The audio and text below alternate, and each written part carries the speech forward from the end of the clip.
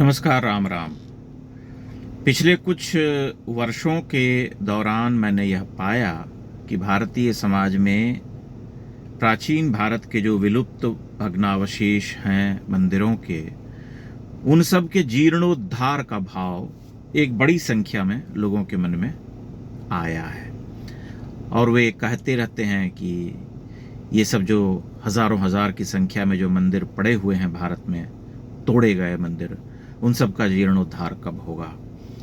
मैं इस विषय पर सोचता हूँ, चूँकि मैंने स्वयं यात्रा की है, इन मंदिरों को देखा है, एक क्षेत्र विशेष की ही यात्रा की है, लेकिन उस क्षेत्र विशेष में भारत के हजारों मंदिर हुआ करते थे।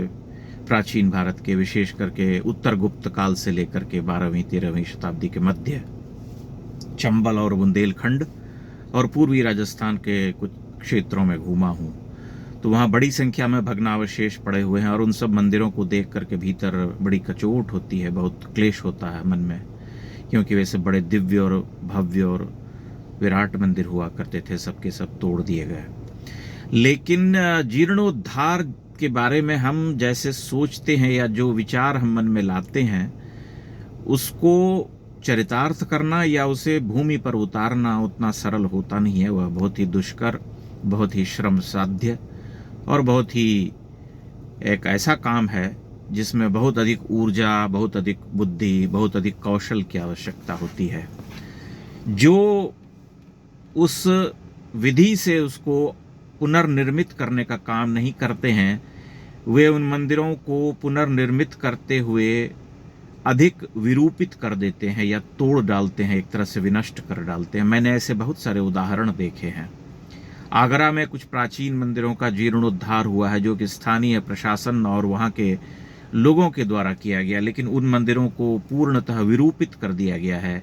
उन्हें चमचमाता हुआ टाइल्स लगा करके एक नया रूप दे दिया गया है, लेकिन उस रूप के पीछे उसकी जो पूरी प्राचीनता का जो महत्व था, जो उसकी पुरातनता थी, वह पूरी तरह से जा चुकी है, दब चुकी है, छिप चुकी है। अब आप वहाँ जाएंगे तो आपको लगेगा अच्छा ये वही मंदिर है, वैसा ही मंदिर है जैसा कि हम आधुनिक समय में पिछले 20-25 वर्ष पहले या 30-40 वर्ष पहले किसी बने हुए मंदिर को देख करके हम सोचते हैं।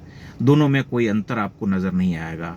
जो मंदिर आज से 1200 वर्ष पहले बना, उसकी वास्तुकला बड़ी भिन्न थी। भले ही वह भग्नावशेष था, उसके कुछ स्तंभ या कुछ हिस्से ही बचे हुए थे, लेकिन उसे हमने जीर्णोद्धार करने के नाम पर पूरी तरह से विरूपित कर दिया, आधुनिक रूप दे दिया, एक मॉल बना करके रख दिया।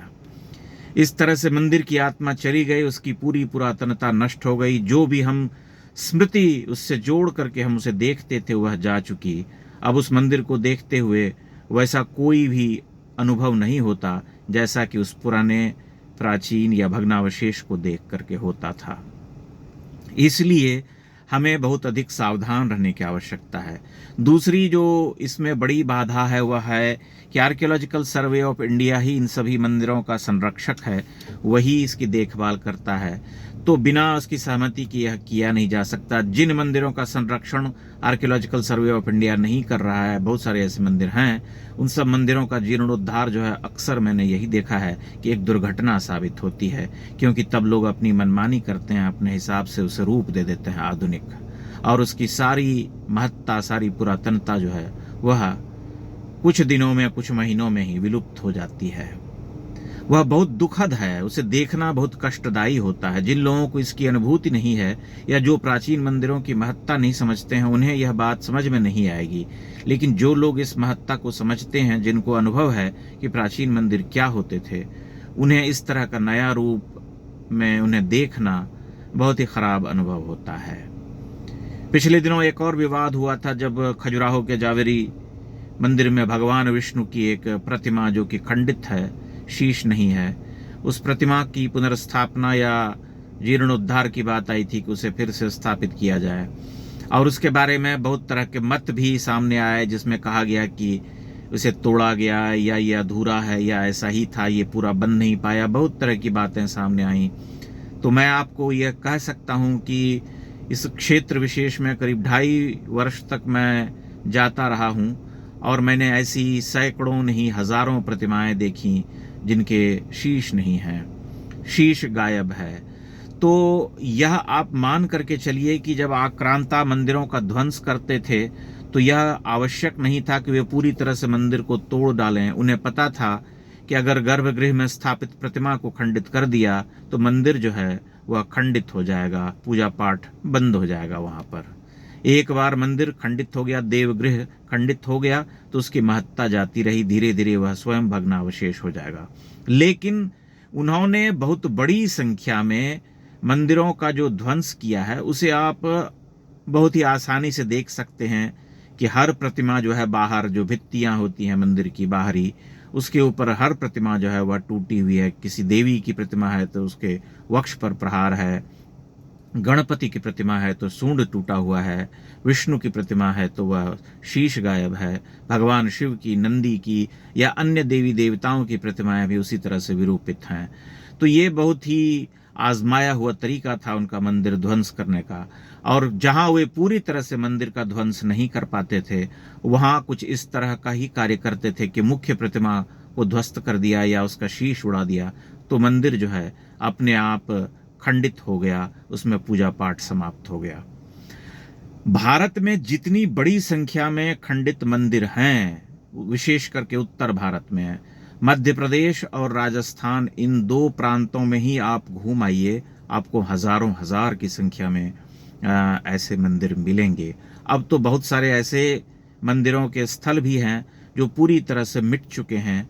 आपको कुछ प्रतिमाएं भी ही मिलेंगी या कुछ टूटे फूटे हिस्से मिल जाएंगे मंदिर की भित्तियों के, वेदीबंध के, या प्लेटफॉर्म केवल दिख जाएगा जिसे हम अधिष्ठान कहते हैं, क्योंकि सब कुछ पूरी तरह से नष्ट हो चुका है, काल के हिसाब से जीर्ण हो गया है पूरी तरह से, समय उन्हें खा गया। क्योंकि जब तोड़ करके गिरा दिया गया और उसके बाद बहुत सारा हिस्सा जो है लोगों ने उठा करके उसे अपने घर में ले गए, कई बार चोरी करके ले गए, अत्यंत ही महत्वपूर्ण प्रतिमाएं उठा करके ले गए, तो धीरे धीरे जो है सब कुछ क्षरित हो गया, नष्ट हो गया। लेकिन ऐसे मंदिरों का जीर्णोद्धार बहुत ही कठिन कार्य है, क्योंकि मैंने ऐसे ऐसे देवालय देखे हैं जो कि जिसके आगे पीछे विशाल परिमाण में टूटे फूटे प्रस्तर खंड, प्रतिमाएं और सिरदल, ललाट, बिंब आदि पड़े हुए हैं। उन सबको उठा करके लगाना, और वे सब खंडित भी हैं, तो उन्हें इतना आसान कार्य नहीं होता है उन्हें दोबारा खड़ा करना या उनका पुनरुत्थान या जीर्णोद्धार या पुनर्निर्माण। जैसा कि मैंने कहा कि बहुत ही शास्त्र सम्मत विधि से चलना पड़ता है। ग्वालियर और मुरैना के मध्य में, मुरैना जिले में पड़ने वाले बटेश्वर में जीर्णोद्धार का काम हो रहा है, बरसों से चल रहा है।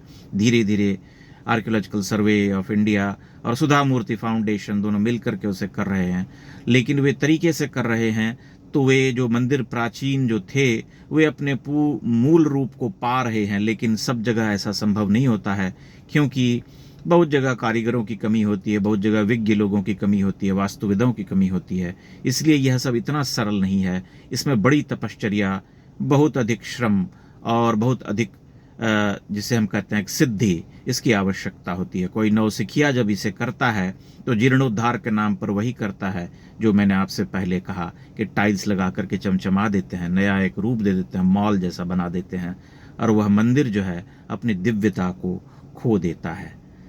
तो मैं समझता हूँ कि मेरी बात आपको ठीक लगी होगी और आप मुझसे सहमत होंगे।